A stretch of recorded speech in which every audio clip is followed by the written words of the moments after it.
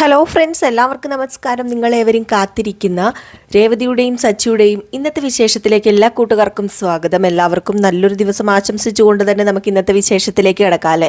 അപ്പോൾ തുടങ്ങുമ്പോൾ തന്നെ കാണിക്കും നമ്മുടെ ചന്ദ്രനെയും അതുപോലെ രവീന്ദ്രനെയാണ്.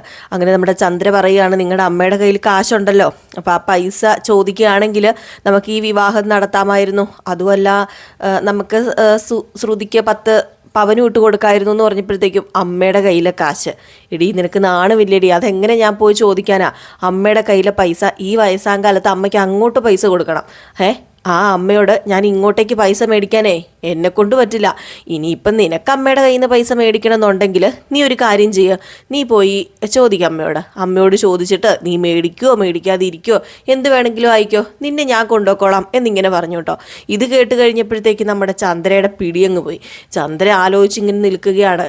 ഇനിയിപ്പോൾ എന്താ ചെയ്യുക, കാല് പിടിക്കേണ്ട വരുമോ തള്ളയുടെ എന്ന ആ ഒരു അവസ്ഥയിലാണ് ചന്ദ്ര നിൽക്കുന്നത്. പിന്നെ കാണിക്കുന്ന സീന് നമ്മുടെ രേവതിയാണ് കേട്ടോ. അങ്ങനെ രേവതി അമ്പലത്തിൽ പോകാൻ ഒരുങ്ങി നിൽക്കുക. അപ്പോൾ അച്ചമ്മ വന്നിട്ട്, നല്ല സുന്ദരിയായിട്ടുണ്ടല്ലോ, കളിയാക്കല്ലേ അച്ചമ്മേ? കളിയാക്കല്ലെന്നോ?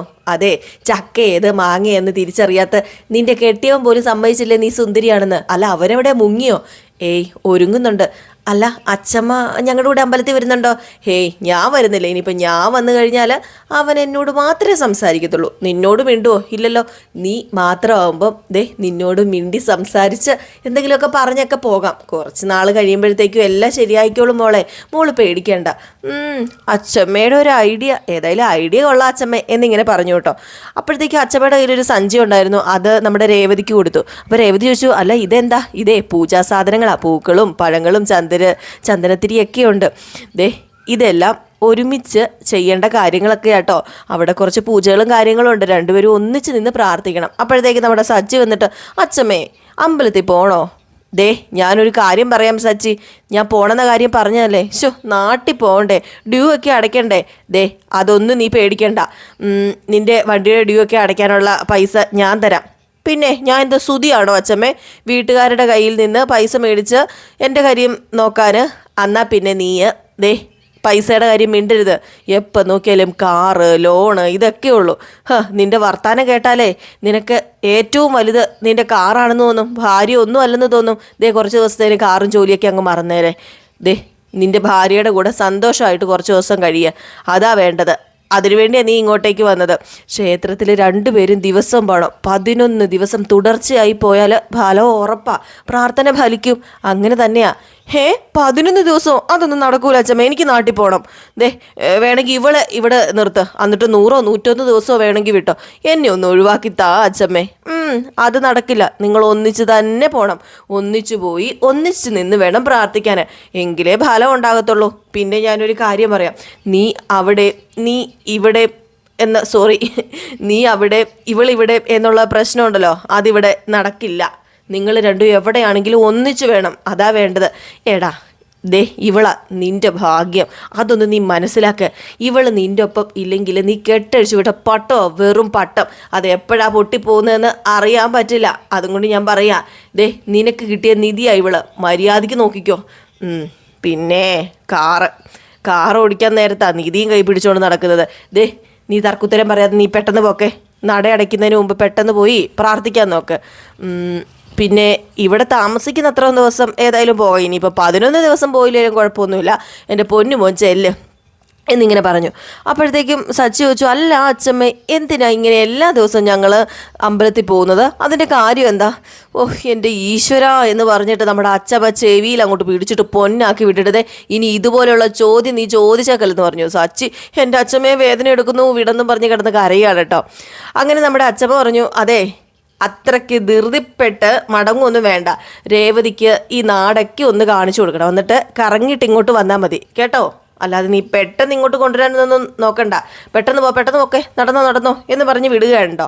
ഏതായാലും നടന്ന് ചെന്ന് കഴിയുമ്പോഴത്തേക്കും അവിടെ ഒരു ബൈക്കുണ്ട്. ആ ബൈക്ക് കൂട്ടുകാരൻ്റെയാണ്, സച്ചിയുടെ കൂട്ടുകാരൻ്റെ ബൈക്കാണ്. കൂട്ടുകാരൻ്റെ ബൈക്ക് മാത്രമല്ല, കൂട്ടുകാരൻ നമ്മുടെ സച്ചിനെ കൊണ്ടുപോകാൻ വേണ്ടി വന്നതാണ്. എടാ സച്ചി കയറുന്ന വണ്ടിയിൽ എന്ന് പറഞ്ഞപ്പോഴത്തേക്കും അച്ചമ്മ പറഞ്ഞു, നീ എങ്ങോട്ടാണ് എൻ്റെ മോനെ വിളിച്ചുകൊണ്ട് പോകുന്നത്?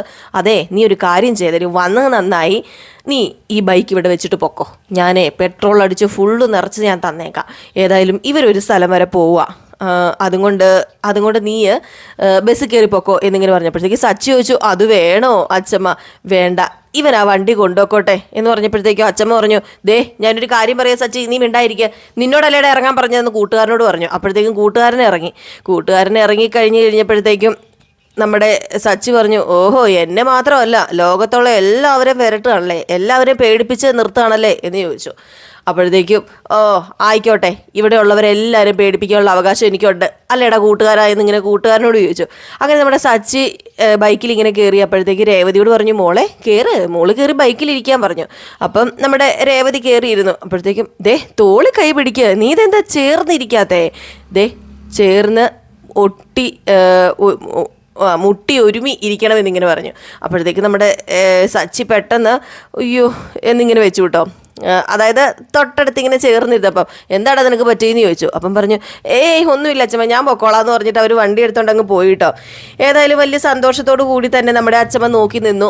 അത് കഴിഞ്ഞ് പിന്നെ കാണിക്കുന്ന സീന മുരിങ്ങയില പറിക്കുക നമ്മുടെ അച്ഛമ്മയാണെങ്കിൽ മുരിങ്ങയില എത്തുന്നില്ല, തോട്ടിയൊക്കെ കെട്ടി ഇങ്ങനെ വെച്ച് ഒടിച്ച് പറിക്കുന്നുണ്ട്. അപ്പോൾ ഇതേ സമയം തൊട്ടടുത്ത് നിന്ന് ആരോ ഒരു ചേച്ചി ഇങ്ങ് വന്നിട്ട് ചോദിച്ചു, ഇതാരാ, ഇതെന്താ ഇങ്ങനെ മുരിങ്ങയിലൊക്കെ പറിക്കുന്നതെന്ന് ഇങ്ങനെ ചോദിച്ചു.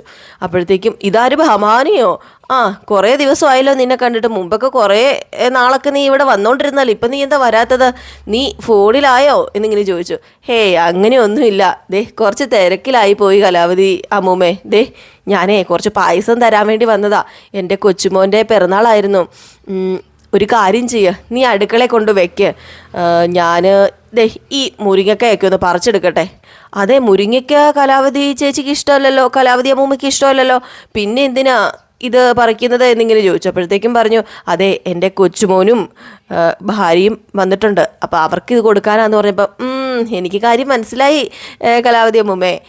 പിന്നെ ഞാനൊരു കാര്യം പറയട്ടെ, ഇതൊന്നും നടക്കാൻ പോകുന്നില്ലെന്നേ. ദേ എൻ്റെ വീട്ടിൽ 2 മുരിങ്ങ മരം ഉണ്ടായിരുന്നു, ഞാനേ ആ സംഭവം വിചാരിച്ചിട്ട് എന്നും മുരിങ്ങക്കോല് കറി ഉണ്ടാക്കും, തോരൻ വെക്കുകയൊക്കെ ചെയ്യുമായിരുന്നു. പക്ഷെ അതിൻ്റെ കായും പൂവും വേരും ഒക്കെ തീർന്നല്ലാതെ ഒന്നും സംഭവിച്ചില്ല. ദേ നീ മുരിങ്ങക്കായ ചുമ്മാ കുറ്റം പറയണ്ട ഭവാനി, പായസം അടുക്കളയിൽ കൊണ്ടുവച്ചിട്ടേ നീ പോകാൻ നോക്ക്, ചുമ്മാ സമയം കളയണ്ട എന്നിങ്ങനെ പറഞ്ഞു. ഏതായാലും കലാവതി അമ്മൂമ്മയ്ക്ക് ഇഷ്ടപ്പെട്ടില്ല കേട്ടോ, അച്ഛമ്മയ്ക്ക് ഇഷ്ടപ്പെട്ടില്ല കേട്ടോ പറഞ്ഞത്. ആ ചേച്ചി അങ്ങോട്ട് അത് കൊണ്ടുവയ്ക്കാൻ വേണ്ടി അങ്ങ് അകത്തേക്ക് പോയപ്പോഴത്തേക്കും എങ്ങനെയെങ്കിലും 2 പേരെ ഒന്നിപ്പിക്കാൻ നോക്കുമ്പോഴാ കണ്ടില്ലേ ഓരോന്ന് പറയുന്നത്. എൻ്റെ ദൈവമേ, നിന്നിലും ദേ ഈ മുരിങ്ങ മരത്തിലും എനിക്കിപ്പം വിശ്വാസം, എന്തെങ്കിലും ഒന്ന് നടക്കണമേ, സഹായിക്കണേ എന്നൊക്കെ പറഞ്ഞിങ്ങനെ പ്രാർത്ഥിക്കാം. അപ്പോൾ ഇതേ സമയം ബൈക്കിൽ നമ്മുടെ രേവതി സച്ചിയും പോകുന്നത് കാണിക്കുകയാണ് കേട്ടോ. അങ്ങനെ കാഴ്ചകളൊക്കെ കണ്ട് വലിയ സന്തോഷത്തോടു കൂടി തന്നെയാണ് നമ്മുടെ രേവതി പോകുന്നത്.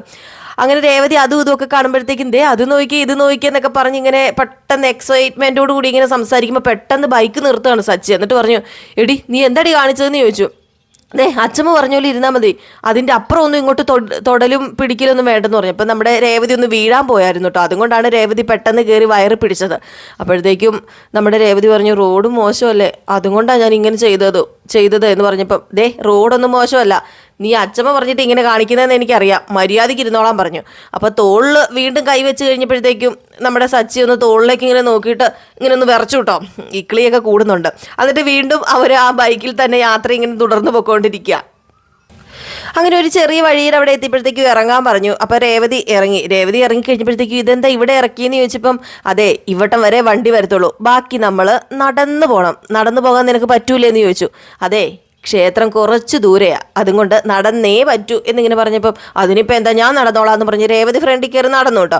അങ്ങനെ ഇവർ രണ്ടും അങ്ങ് നടന്നു പോവുകയാണ്. അപ്പം നടന്നു പോകുമ്പോഴത്തേക്കും സച്ചി പറയുന്നുണ്ട് ഇടയ്ക്ക് നോക്കിയൊക്കെ വരണം കേട്ടോ, സൂക്ഷിച്ചൊക്കെ വരണം എന്നിങ്ങനെ പറയുന്നുണ്ട്. കാരണം ചെറിയൊരു സ്നേഹവും കെയറിങ് ഒക്കെ ഉണ്ട്. അപ്പം രേവതി ഇങ്ങനെ നടക്കുന്നു, രേവതി ഓരോ കാഴ്ചകൾ കണ്ട് അതെന്താ ഇതെന്താന്നൊക്കെ വീണ്ടും ഇങ്ങനെ ചോദിച്ചുകൊണ്ടിരിക്കുകയാണ് കേട്ടോ. അപ്പം നമ്മുടെ സച്ചി പറഞ്ഞും കൊടുക്കുന്നുണ്ട്, അതാണ് ഇതാണ് എന്നൊക്കെ പറഞ്ഞു കൊടുക്കുകയാണ്.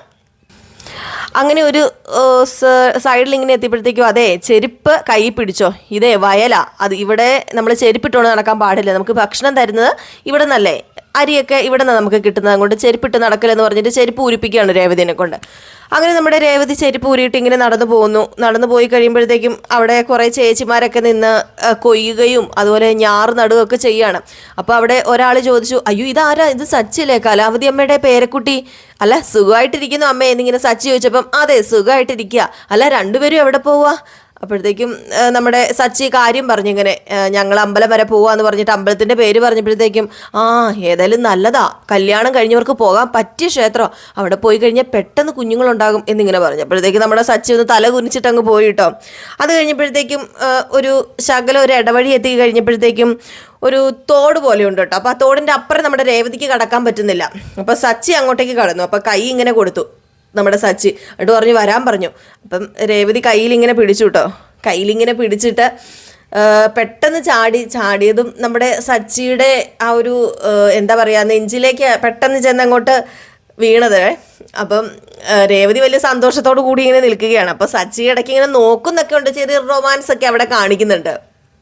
റൊമാൻസ് കാണിക്കുന്നേ ഉള്ളൂ, മ്യൂസിക്കിലൊക്കെ ഉള്ളൂ, കാര്യം സത്യം പറഞ്ഞാൽ വർക്കൗട്ട് ആവുന്നൊന്നുമില്ല.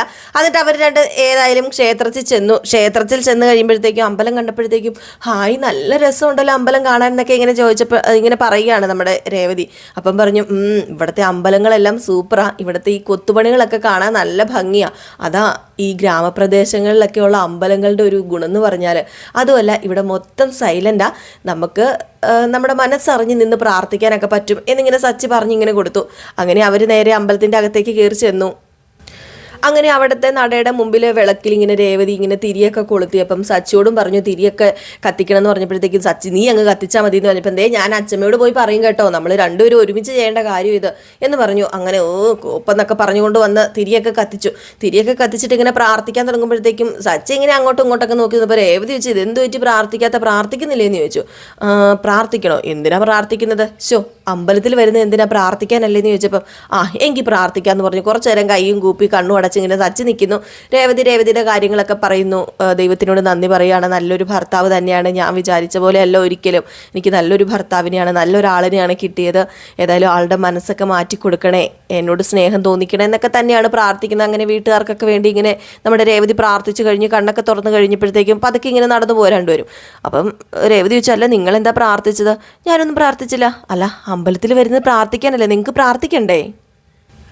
പിന്നെ എനിക്ക് പ്രാർത്ഥനയുടെ ആവശ്യമൊന്നുമില്ല, എന്തിനാ ദൈവത്തിനോട് പ്രാർത്ഥിക്കുന്നത്, നമുക്കൊന്നും ഇല്ലെങ്കിലല്ലേ നമ്മൾ ദൈവത്തിനോട് പ്രാർത്ഥിക്കേണ്ടത്. എനിക്കെല്ലാം ദൈവം തരുന്നുണ്ട്, 3 നേരം ഭക്ഷണം തരുന്നുണ്ട്, അച്ഛമ്മയുണ്ട്, അച്ഛനുണ്ട്, സ്നേഹമുണ്ട്, പിന്നെ ഭക്ഷണം ഉണ്ടാക്കി തരാൻ നീയൊക്കെ ഉണ്ടല്ലോ, പിന്നെ എന്തിനാ ഞാൻ വിഷമിക്കുന്നത് എന്ന് ചോദിച്ചപ്പോഴത്തേക്കും അല്ല ഇതൊക്കെ ദൈവം തന്നതിന് ദൈവത്തിനോട് നന്ദി പറയണ്ടേ. അങ്ങനെ നന്ദി പറയേണ്ട കാര്യമൊന്നുമില്ല, അങ്ങനെ എന്തിനാ ദൈവത്തിനോട് നന്ദി പറയുന്നത്, ദൈവത്തിനോട് അങ്ങനെ നന്ദി പറഞ്ഞു കഴിഞ്ഞാലേ അഹങ്കാരമാകും, അഹങ്കാരം. നമ്മൾ കുറച്ച് നാൾ കഴിയുമ്പോഴത്തേക്കും ഇതൊന്നും ഇല്ലാതെ തിരിച്ച് ഇവിടെ തന്നെ വരണ്ടേ, ഇവിടെ തന്നെ വന്നു കഴിഞ്ഞിട്ട് വീണ്ടും ഞാൻ ദൈവത്തിനോട് ഓരോന്ന് ചോദിക്കുന്നത് ശരിയല്ലല്ലോ, അതും കൊണ്ട് വേണ്ട, നന്ദിയൊന്നും വേണ്ട, എനിക്ക് നന്ദിയുടെ കാര്യമൊന്നുമില്ല എന്നൊക്കെ ഇങ്ങനെ നമ്മുടെ സച്ചി പറയുക.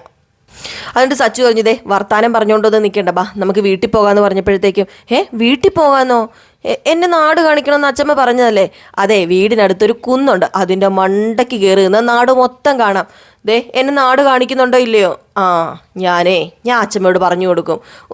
നിനക്ക് എന്തിൻ്റെ സൂക്കേടാടി നാട് കാണിക്കാൻ, നീ ഇങ്ങ് വാ, ഏതിനും ഒരു അച്ഛമ്മ വരുന്നുണ്ടോ ഇങ്ങോട്ട്, ഒരു നാട് കാണി വന്നേക്കുന്നു എന്നും പറഞ്ഞുകൊണ്ട് നമ്മുടെ രേവതിനെയും കൊണ്ടങ്ങ് പോവുകയാണ് കേട്ടോ. അങ്ങനെ ഇവർ തോണിയിലൊക്കെ കയറി അക്കരയിലേക്കൊക്കെ പോവുകയാണ്. അപ്പോൾ ഒരു ചെറിയ പാട്ടൊക്കെ ഇട്ടാട്ടോ കാണിക്കുന്നത്, നല്ല രസമുണ്ട് നമുക്ക് ആ ഒരു പാട്ടൊക്കെ കേട്ട ആ ഒരു സീനൊക്കെ കാണാൻ. അങ്ങനെ ആ ഒരു തോണിയിലൊക്കെ കയറി അക്കരെ ചെന്ന് ഇറങ്ങി നമ്മുടെ രേവതിയും സച്ചിയും കൂടെ ബൈക്കിനിങ്ങനെ പൊക്കോണ്ടിരിക്കുമ്പോഴത്തേക്കും പെട്ടെന്നൊരു മാവ് കാണുമോ, മാവ് കണ്ടപ്പോഴത്തേക്കും മാങ്ങ കിടക്കുന്നു. അത് കിട്ടുമായിരുന്നെങ്കിൽ എന്ന് പറഞ്ഞപ്പോൾ വേണ്ടേ മിണ്ടാതിരുന്നോ, ഇത് വല്ലവരും നട്ടുവെച്ചേക്കുന്ന മാവാ, അതിൽ നിന്ന് മാങ്ങ വല്ലതൊക്കെ പറിച്ചു കഴിഞ്ഞിട്ടുണ്ടേ അത് വലിയ പ്രശ്നമാകും, നീ വണ്ടി കയറാൻ പറഞ്ഞു. എനിക്കിതേ മാങ്ങ കഴിക്കാൻ തോന്നുക, അല്ലെങ്കിലും നാട്ടിൻപുറത്തൊക്കെ മാങ്ങയ്ക്ക് നല്ല ടേസ്റ്റ് ആയിരിക്കും, ഒരു കാര്യം ചെയ്യുമോ, ഒരു മാങ്ങ പറിച്ചു തരാൻ പറഞ്ഞു. അപ്പോഴത്തേക്കും അതിനൊന്നും എന്നെ കിട്ടൂല, ധൈര്യമില്ലല്ലേ, എനിക്കറിയാം നിങ്ങൾ പേടിത്തൊണ്ടനാണെന്ന്. ഈ സച്ചി പേടിത്തൊണ്ടനോ എന്ന് പറഞ്ഞിട്ട് നമ്മുടെ സച്ചി നേരെ പോയി ഒരു മാങ്ങ പറിച്ചുകൊണ്ട് ഓടിയാട്ടോ വരുന്നത്. ജീവനും കൊണ്ട് ഓടി വന്നിട്ട് ബൈക്കിൽ കയറിയിട്ട് കിറി പോകാമെന്ന് പറഞ്ഞു. പെട്ടെന്ന് രേവതിയും കയറി. അങ്ങനെ അവിടെ നിന്ന് രക്ഷപ്പെട്ടവർ നേരെ പോവുകയാണ് കേട്ടോ. അങ്ങനെ പോയി പകുതി എത്തിക്കഴിഞ്ഞപ്പോഴത്തേക്കും വണ്ടി പഞ്ചറായിപ്പോയി. അങ്ങനെ നമ്മുടെ സച്ചു പറഞ്ഞു, ഷോ വണ്ടി പഞ്ചറായി പോയല്ലോ, ഇനിയിപ്പോൾ എന്ത് ചെയ്യും, ഇവിടെ ഒന്നും വർക്ക്ഷോപ്പ് ഒന്നുമില്ല, പഞ്ചർ ഒട്ടിക്കുന്ന സ്ഥലവും ഇല്ല എന്നിങ്ങനെ സച്ചു പറഞ്ഞപ്പോഴത്തേക്ക് ഇനിയിപ്പോൾ എന്താ ചെയ്യുക?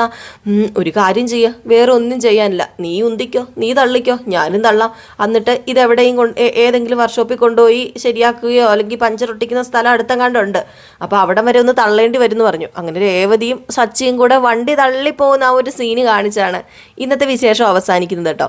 ഏതായാലും നല്ല രസമുണ്ട്. നമ്മുടെ സച്ചിക്കും ചെറിയ രീതിയിലൊക്കെ രേവതിയുടെ കൂടെയുള്ള ആ ഒരു നിമിഷങ്ങളൊക്കെ സന്തോഷം തോന്നിപ്പിക്കുന്നുണ്ട്.